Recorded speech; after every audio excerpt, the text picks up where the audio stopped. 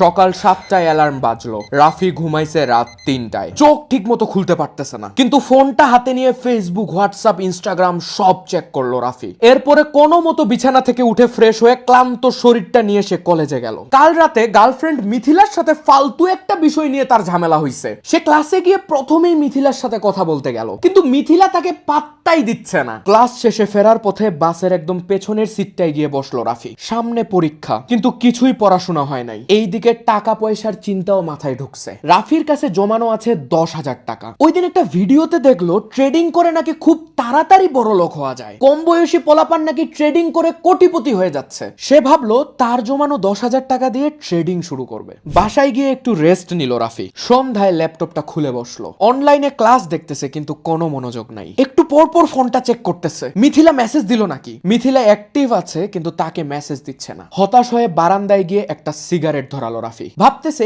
এইভাবে আর কতদিন, কোনো কিছুই ঠিক হচ্ছে না, জীবনটা কেমন অসহ্য হয়ে গেছে। একটু পরে রুমে আসে ফোনটা হাতে নিয়ে ইনস্টাগ্রামে ঢুকলো রাফি। সার্জারি করা শরীর আর হাইলি এডিট করা ছবির মায়াজালে পড়ে গেল রাফি। এক পর্যায়ে রাফি নিজেকে কন্ট্রোল করতে না পারে পর্ন সাইটে ঢুকে গেল। কিন্তু কয়েকদিন আগেও তো রাফি নিজের কাছে ওয়াদা করছিল যে এইসব আর দেখবে না। আচ্ছা এইবারই শেষ, কালকে থেকে এগুলো সব বাদ, কালকে থেকে রাফি ভালো হয়ে যাবে। কিন্তু বস, রাফি আর কোনোদিন ভালো হইতে পারলো না। কাল থেকে ভালো হয়ে যাব করতে করতে একসময় রাফির সব স্বপ্ন, সব আত্মবিশ্বাস নষ্ট হয়ে গেল। আয়নার সামনে দাঁড়াইলে রাফি একটা জীবন্ত লাশ দেখতে পায়। তিলে তিলে ধ্বংস হয়ে গেছে রাফি। তার আগে শোনো, আমি তোমাদের জন্য শুরু করতেছি the 30 day life changing programme, যেখানে আমি তোমাকে পুরো 30 দিনের জন্য গাইড করব যে কিভাবে তুমি একটা আসক্তি থেকে বের হয়ে তোমার লাইফে আবার ডিসিপ্লিন ফিরিয়ে আনতে পারবে। কোন দেখে নিজের যে ক্ষতিগুলো করছো তুমি এতদিন, সেগুলো থেকে কিভাবে নিজেকে রিকভার করবে। সেই সাথে আমাদের কামব্যাক ক্যাম্পাসে 30 দিনের সেরা 30টা এআই টুলের টিউটোরিয়াল থাকবে বস। আর আমাদের প্রাইভেট ডিসকর্ড সার্ভারে তুমি রেগুলার তোমার প্রোগ্রেস ট্র্যাক করতে পারবে ইনশাআল্লাহ। আমি তোমাকে সেরা একটা অফারে এগুলো দিচ্ছি। আমাদের ওয়েবসাইট ঘুরে আসো, যাও। প্রি বুকিং এ মাত্র 490 টাকায় আমি তোমাকে এই সাবস্ক্রিপশনটা অফার করতেছি বস। যে কোনো সময় প্রি বুকিং শেষ হয়ে যাবে, পরে আর জীবনেও এই প্রাইসে পাবে না। ওয়েবসাইটের নাম, ঠিকানা ভিডিও ডেসক্রিপশন আর কমেন্ট সেকশনে দেয়া আছে বস। একটা ছেলে মানুষ ধ্বংসের কারণগুলো দেখানো হয়েছে গল্পটাতে। এই রাফির সাথে আমাদের অনেকের মিল আছে। তোমার ভেতরেও কিন্তু নিজেকে প্রমাণ করার তীব্র একটা আগুন জ্বলছে। তুমিও চাও তোমার পরিবারের পাশে দাঁড়াতে, তুমিও চাও জীবনে সেরা কিছু করতে, কিন্তু তোমার কিছু বাজে অভ্যাসের কারণে তুমি বারবার চেষ্টা করেও নিজেকে পরিবর্তন করতে পারতেছো না। বস, আমাদের জীবন অনেক আনসার্টেইন। কখন কি হবে আমরা কেউ বলতে পারবো না। তুমি হয়তো ভাবছো যে কাল থেকে ভালো হয়ে যাবে, কিন্তু বস, প্রতিদিন পৃথিবীতে প্রায় 1,60,000 মানুষ মারা যায়। তাদের মধ্যে অনেকেই ভাবছিল যে তারা কালকে থেকে নতুন করে শুরু করবে, কালকে থেকে ভালো হয়ে যাবে, কিন্তু সেই কাল তাদের জীবনে আর আসেনি। আজকে রাতে ঘুমানোর পর কালকে সকালে যে তুমি ঘুম থেকে উঠবে এর কোনো গ্যারান্টি নাই। আজকে আমি তোমাকে একটা পুরুষের জীবন ধ্বংসের 5টা কারণ বলবো। এর মধ্যে 4 নাম্বার কারণটা এত ভয়ঙ্কর যে এটা একটা সাইলেন্ট কিলারের মতো তোমার ব্রেইনটাকে শেষ করে দিচ্ছে। বস, আজকের ভিডিওটা পুরাটা দেখবে, 1 সেকেন্ডও স্কিপ করবে না, আর ভিডিওটাতে একটা লাইক দিয়ে দিও। নাটক সিনেমায় আমাদের শেখানো হয়েছে যে ভালোবাসা মানে হচ্ছে বরবাদ হয়ে যাওয়া। তুমি একজনকে কঠিন ভালোবাসো, কিন্তু সে তোমাকে গুনে না। আর তুমি এটা ঠিক করছো যে তুমি মরার আগ পর্যন্ত ওকেই ভালোবাসবে। নিজের কি হয় হোক, নিজের কেরিয়ার ধ্বংস হয়ে যাক, কিন্তু ভালোবাসার প্রমাণ তোমাকে দিতেই হবে। আমি জানি জীবনের কোনো না কোনো সময় তুমি প্রেমে পড়ছো, স্বাভাবিক ব্যাপার। আমাদের সমাজ বিয়েকে বহুত কঠিন বানায় ফেলছে। বিয়ে করতে গেলে নাকি ছেলে মেয়েকে আলাদা আলাদা ভাবে প্রতিষ্ঠিত হতে হবে। ছেলের মধ্যে এই ক্রাইটেরিয়া গুলা লাগবে, মেয়ের মধ্যে এই ক্রাইটেরিয়া গুলা লাগবে, বহুত কাহিনী। কিন্তু হারাম রিলেশনশিপকে একদম ইজি বানায় দেওয়া হয়েছে। ক্লাস 5-6 এর ছেলে মেয়েরাও এখন নাকি প্রেম করে, কারণ তুমি যখন লোনলি ফিল করো তখন তোমার কাছে সবচেয়ে ইজি অপশন মনে হয় প্রেম করা। কিন্তু একটা সিম্পল ক্যালকুলেশন বুঝো বস, একটা মেয়ে মানুষের কাছে তোমার মতো আরো 100টা অপশন আছে। অ্যাজ আ ম্যান, তুমি যদি টাকা পয়সা কামাইতে না পারো, তুমি যদি তোমার পরিবারের দায়িত্ব না নিতে পারো, তাহলে তোমাকে কেউ দাম দিবে না। আর তুমি তোমার সবচেয়ে ইম্পর্টেন্ট সময়গুলো নষ্ট করতেছো মানুষের মেয়ের খোঁজ খবর নিতে যায়। একবার যদি কোনো মেসেজ বা নোটিফিকেশনের কারণে তুমি ডিস্ট্রাক্টেড হয়ে যাও, তাহলে আগের কাজে পুরোপুরি ফোকাস ফিরে পেতে তোমার সময় লাগবে 23 মিনিট 15 সেকেন্ড। কিছু ছেলে আছে সকাল বিকাল মেয়েটার ইনবক্সে গুড মর্নিং গুড নাইট। খাইছো তুমি, ঘুমাইছো ঠিক মতো? তুমি না খাইলে আমিও খাবো না। গান্ডুগিরি ভাই এগুলা। দ্য জার্নি অফ সোশ্যাল সাইকোলজির একটা রিপোর্ট অনুযায়ী যারা টক্সিক রিলেশনশিপে থাকে তাদের মধ্যে ফোকাস করার ক্ষমতা 60% পর্যন্ত কমে যায়। বস, হারাম রিলেশনশিপ তোমাকে কোনোদিন শান্তি দিবে না, উল্টা একটা স্লো পয়জনের মতো তোমাকে ভিতর থেকে শেষ করে দিবে। তুমি নিজেকে আগে যোগ্য বানাও, তারপরে হালাল পথে বিয়ে করো। পৃথিবীর টপ 1% সাকসেসফুল মানুষের একটা কমন গুণ হলো ইমোশনাল ডিসিপ্লিন। তাই বস, তোমাকে নিজের ইমোশন কন্ট্রোল করতে পারা শিখতে হবে। তুমি নিজে কিছু না করা পর্যন্ত কেউ থাকবে না তোমার পাশে, এটাই সব থেকে কঠিন সত্য। কারোর সাথে তুমি খুব বেশি ইমোশনালি অ্যাটাচড হয়ে গেলে কি গ্যারান্টি আছে যে ওই মানুষটা তোমার জীবনে থাকবে? দেখবে যার জন্য এত কিছু করছো তার 1 সেকেন্ডও লাগবে না তোমার হাতটা ছাড়ে অন্য কারো হাত ধরতে। এটাই বাস্তব। তাই নিজেকে সময় দাও, নিজের জন্য কাজ করো।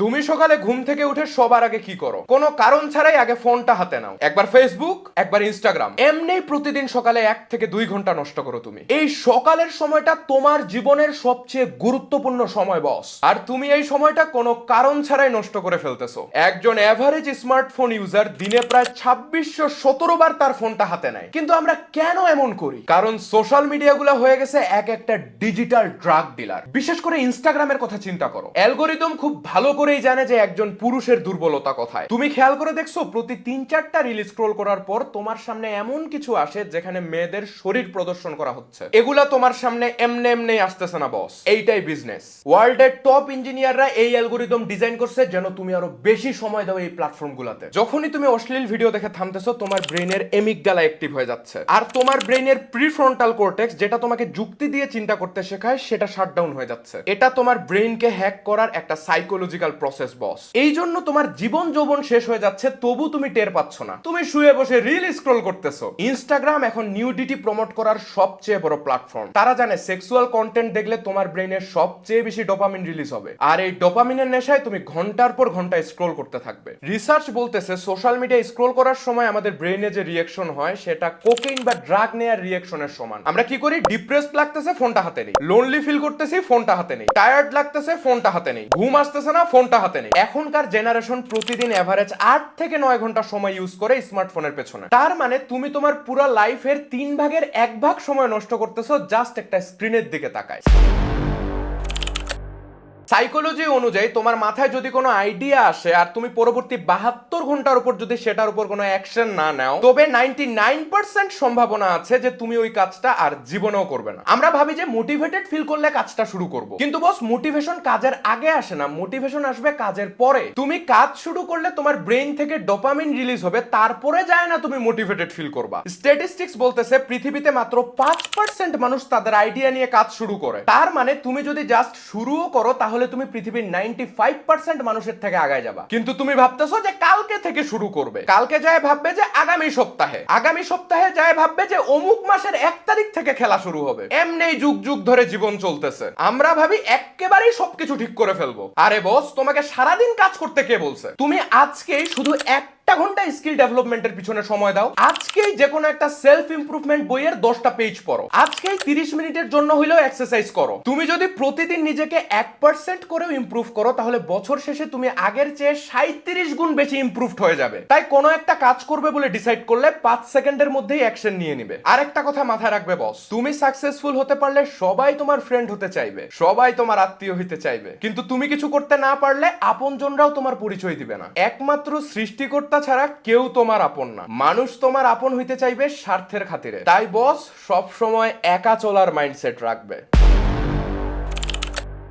প্রতি মাসে পর্ন সাইটগুলোতে যত ভিজিটর আসে তার নেটফ্লিক্স, অ্যামাজন আর টুইটারের টোটাল ভিজিটরের সংখ্যার চেয়েও বেশি। বিশ্বে প্রতি সেকেন্ডে প্রায় 30,000 মানুষ পর্ন দেখতেছে। এই এক জায়গায় আসে পৃথিবীর বড় বড় মহাপুরুষরাও ধরা খাইছে। এটা নিয়ে লুকাচুরি করার কিছু নাই। একজন মানুষের ফিজিক্যাল আর্চ থাকবেই, এটাই স্বাভাবিক। কিন্তু আমাদের সোসাইটি বিয়েটাকে বহুত কঠিন বানায় ফেলছে, আর এই গ্যাপটাই পূরণ করতেছে পর্ন ইন্ডাস্ট্রি। কারণ তোমার কাছে নিজের ফিজিক্যাল নিড ফুলফিল করার সবচেয়ে ইজি ওয়ে হচ্ছে পর্ন আর মাস্টারবেশন। কিন্তু এই পর্নের নেশা হিরোইন বা কোকেনের নেশার চেয়েও বেশি ভয়ঙ্কর। ড্রাগ কিনতে তো টাকা লাগে বস, কিন্তু পর্ন তো ফ্রিতেই পাওয়া যায় মাত্র কয়েকটা ক্লিকে। আর এই পর্নোগ্রাফি ধীরে ধীরে তোমাকে পর্ন ইনডিউসড ইরেকটাইল ডিসফাংশনের দিকে ঠেলে দিচ্ছে। তুমি যখন স্ক্রিনের পিক্সেল দেখে অভ্যস্ত হয়ে যাও তখন তোমার ব্রেন রিয়েল লাইফ পার্টনারের প্রতি রেসপন্স করা বন্ধ করে দেয়, কারণ এই পর্ন তোমার ডোপামিন সিস্টেমকে পুরোপুরি ধ্বংস করে দিছে। তুমি যখন পর্ন দেখো তখন তোমার ব্রেন থেকে যে ডোপামিন রিলিজ হয় তা আমাদের স্বাভাবিক জীবনের কাজকর্মের চেয়ে কয়েক গুণ বেশি। এই জন্য রিয়েল লাইফের ছোট ছোট আনন্দগুলো তোমার কাছে তুচ্ছ মনে হয়। পড়াশোনা, কেরিয়ার বা জিম কোনো কিছুতেই তুমি আগের মতো মোটিভেশন পাও না। তাই একটা পুরুষকে ধ্বংস করতে তাকে জানে মারতে হবে না। হাই স্পিড ইন্টারনেট আর পর্নোগ্রাফি যথেষ্ট। এই নীল বিষের কবলে পড়ে অসংখ্য জীবন ধ্বংস হয়েছে বস। আজকেই লাস্ট, আর কখনো হ্যান্ডেল মারবো না। এইটা এই দুনিয়ার সবচেয়ে বড় একটা মিথ্যা কথা। আমি বলবো পর্ণাসক্তি থেকে বের হওয়ার সবচেয়ে শক্তিশালী উপায় হচ্ছে নিজের নজরের হেফাজত করা। তুমি চোখ দিয়ে যা দেখতেছো তাই কিন্তু তোমার শরীরের মধ্যে একটা উত্তেজনা সৃষ্টি করতেছে। তাইলে কি কানা হয়ে যাবো ভাই? চোখ নামাও। এটাই একজন শক্তিশালী পুরুষের লক্ষণ। তুমি দৃষ্টির হেফাজত করলে এর পুরস্কার আল্লাহ রাব্বুল আলামিন তোমাকে অবশ্যই দিবেন। আর বেশি কেরা উঠলে পুশ আপ দিবে, উঠে যায় অজু করে আসবে, কিন্তু বস হাত মারা যাবে না।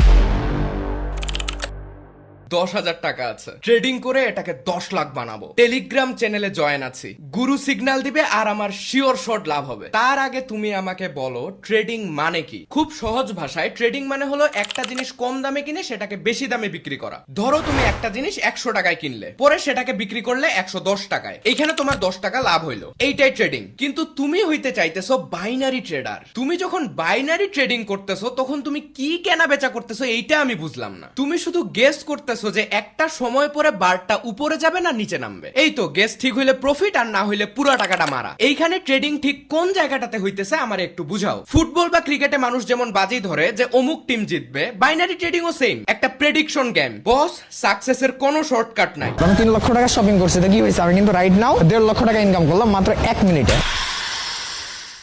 তুমি যদি একটা ভালো ফিজিক বানাইতে চাও তোমাকে রেগুলার জিমে যাইতে হবে, ব্যালেন্সড ডায়েট ফলো করতে হবে। ঠিক তেমনি টাকা কামাইতে চাইলে তোমাকে আগে একটা হাই ভ্যালু স্কিল ডেভেলপ করতে হবে। তুমি যখনই শর্টকাট খুঁজতে যাবে তখনই তুমি শিওর শর্ট মারাটা খাবে। ফোন এডিকশন আমাদের ব্রেইনটা একদম ড্যামেজ করে ফেলছে। কোনো কাজেই আমাদের ধৈর্য নাই। আমরা 1 মাসেই কোটিপতি হয়ে যাইতে চাই। তুমি সব উল্টাপাল্টা জিনিস থেকে অন্তত একটা মাসের জন্য নিজেকে দূরে রাখো। একটা মাস নিজের জন্য কাজ করো, একটা মাস নিজেকে আপগ্রেড করো, দেখবে যে জীবনটা অন্যরকম লাগতেছে। আমাদের হাতে সময় অনেক কম, এআই অনেক ডেভেলপ হয়ে যাচ্ছে দিন দিন। এটা ট্রু যে অনেক কনভেনশনাল জব চলে যাবে, বড় বড় টেক জায়ান্ট গুলা পর্যন্ত এমপ্লয়ি কাট অফ করতেছে। তাই বস, এখন সিরিয়াস না হইলে অনেক দেরি হয়ে যাবে। আমি বলবো শুধু বিশ্বাস রাখো, আল্লাহ রাব্বুল আলামিনের প্রতি বিশ্বাস আর নিজের উপর বিশ্বাস। আর আমি ভাইয়া সব সময় চেষ্টা করব তোমার পাশে থাকার, ইনশাআল্লাহ। তুমি আমি দুজনেই জীবনে কম মারা খাই নাই রে। এবার সময় আসছে ঘুরে দাঁড়ানোর, সময় আসছে নিজের স্বপ্নগুলো পূরণ করার। আর ডিপ্রেশনে থাকলে বেশি বেশি দরুদ পড়বে, ইস্তেগফার পাঠ করবে, আর নিজের মনের সব কথা আল্লাহ রাব্বুল আলামিনকে বলবে।